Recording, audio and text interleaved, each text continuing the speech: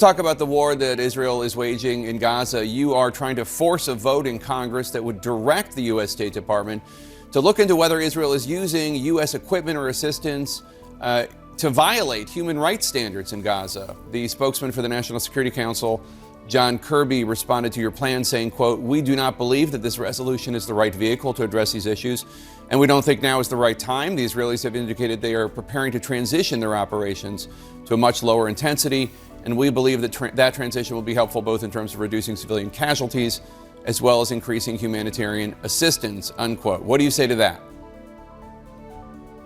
I strongly disagree. Jake, we have got to, as Americans, take a very deep breath.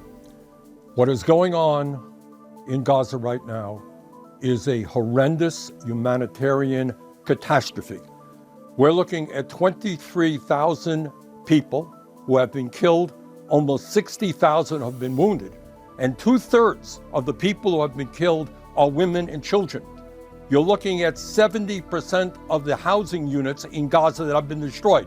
Jake, if I use the word Dresden, Germany to you, you think about the horrific destruction during World War II of that city.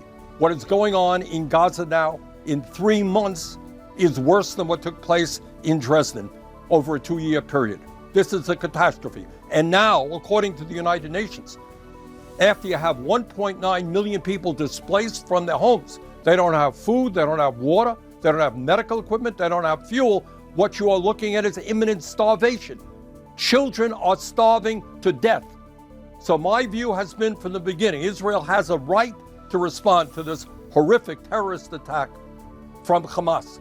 But you do not have a right to go to war against an entire people, women and children. And the United States Congress has got to act because a lot of this destruction is being done with military weapons supplied by the United States of America. And what the resolution that I'm introducing is about, it's consistent with the Foreign Assistance Act. It says that if American military assistance is given to any country, Saudi Arabia, Israel, any other country, it has got to be used consistent with human rights, international human rights standards, and American law. In my opinion, that is certainly not the case. We have a horrific humanitarian catastrophe. We cannot turn our backs on it. Congress has got to start moving to protect children in Palestine.